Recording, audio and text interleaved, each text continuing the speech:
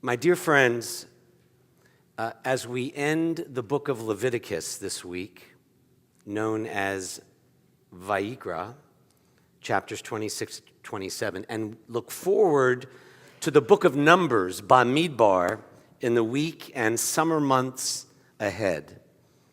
Towards the end of this week's Torah portion, we are told, listen closely, God says, that if the people Israel will keep the Torah, then, says God, will I remember my covenant with Yaakov, Yitzchak, and Avraham, Jacob, Isaac, and Abraham. Notice something strange? Moments ago, we chanted God of Abraham, Isaac, and Jacob, not God of Jacob, Isaac, and Abraham. Why is the order changed in this one place in the Torah? Perhaps it reflects that when we look backward in time, we often start with the youngest generation first, as in Eden, you remind me of your mother, or you remind me of your grandfather. But perhaps, say the rabbis, the reverse order is symbolic of something deeper. In one word, virtue. Specifically, Abraham's hallmark was loving kindness. Isaac's virtue in the rabbinic mind was reverence and prayer. Jacob's was learning. The hope expressed long ago was that when redemption time came, meaning our people's return to Zion, the thinking of our scholarly sages was that we Jews would merit redemption by cultivating Jacob's virtue of learning. And should a Jew not possess this virtue, then perhaps that person might possess Isaac's devotion to prayer and reverence for God. And if we have not incorporated either learning or prayer much into our lives, then hopefully every Jew could still grow in loving kindness, Abraham's virtue. The truth is that most of our Jewish forebears, not only way back then, but in recent centuries, were not scholarly rabbis, and they were not even regular service goers.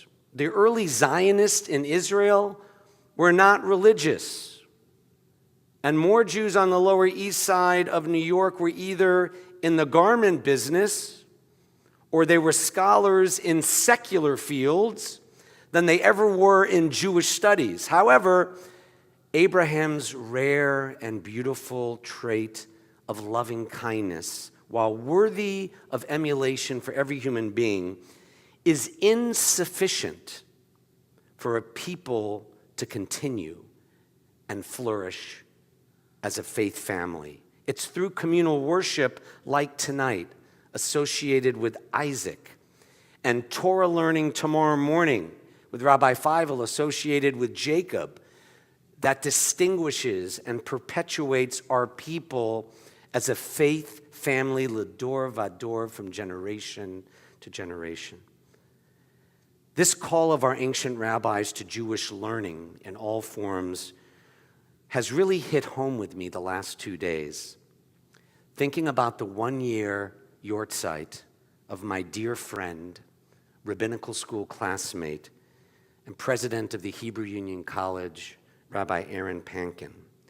When I couple the disbelief that a full year has passed since the sudden death of this great Torah teacher in the Reform movement, and when I couple that alongside, in case you didn't know, the deep joy we have all been feeling since late last night when our temple rabbis, Bess Wollner and Jeremy Simons, welcomed their healthy newborn daughter, Ruthie, into the world.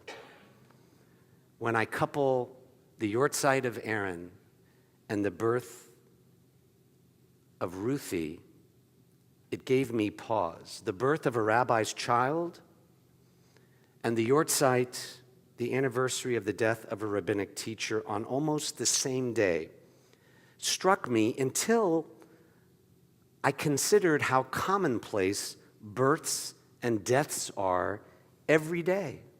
150,000 people breathe their final breath every day of the year, and nearly twice that number enter the world each day breathing their first breath.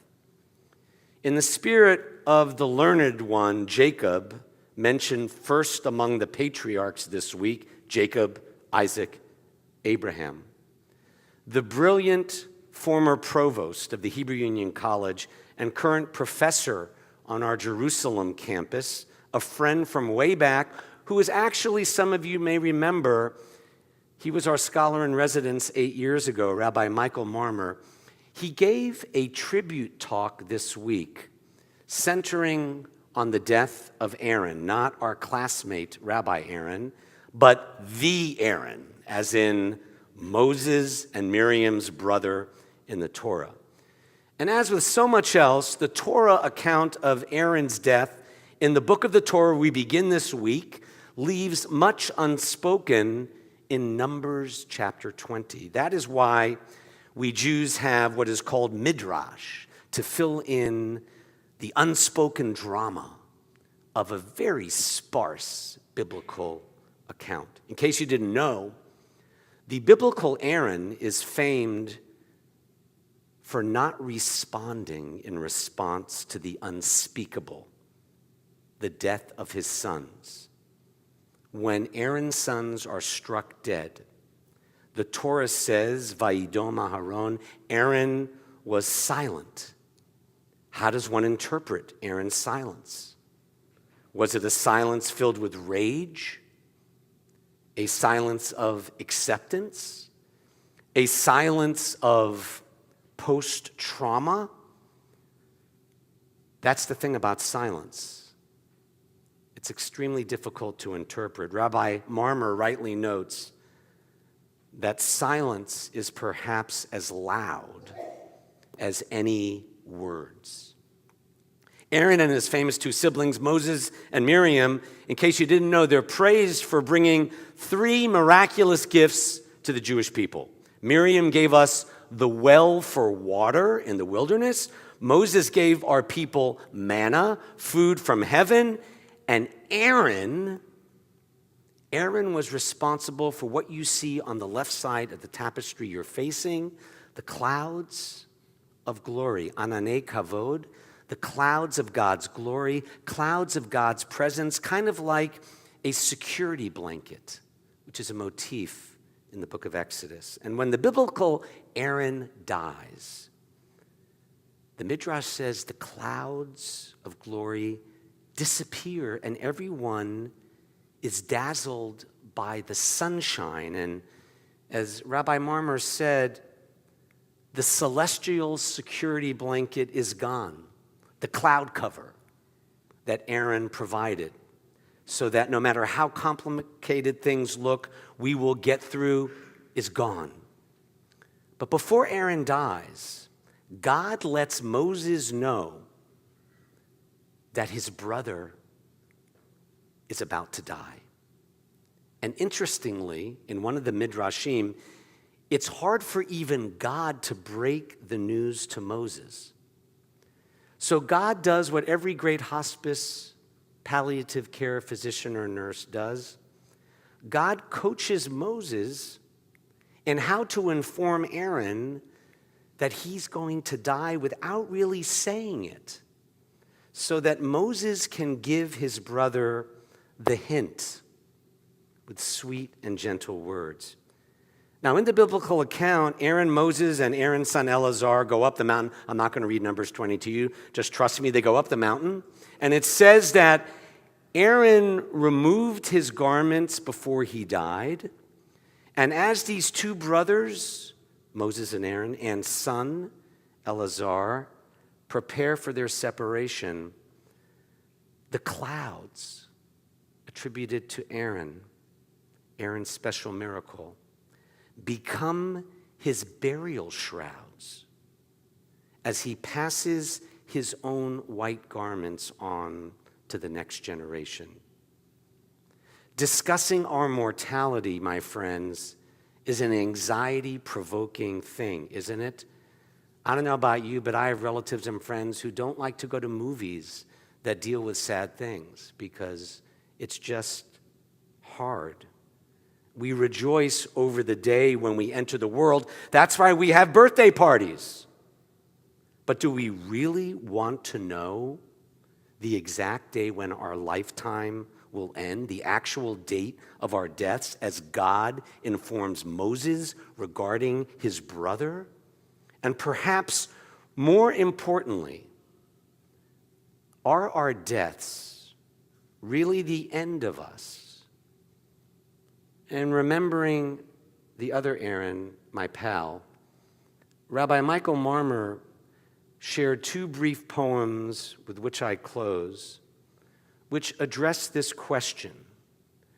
One is from an Israeli poet and professor that we all learned with in Jerusalem. He's a famous poet. You can look him up. His name is letter T, Carmi. And Carmi was dying himself from smoking too many cigarettes when he wrote these words in a poem.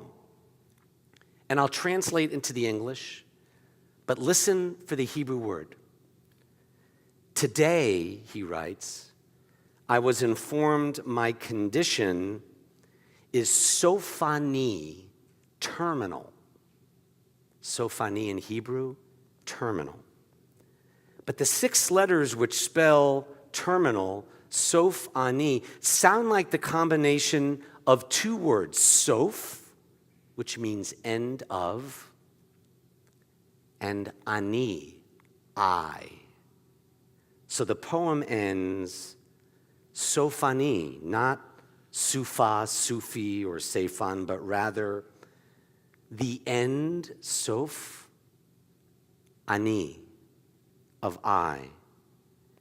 Might it be, my teacher suggests, that when we consider our own end and the end of those we love, those whose own demise is harder for us to bear than our own deaths, might there be something more than simply Soph Ani, the end of I? Might it be that Soph Ani is not the end of me, but suggests intimations of immortality?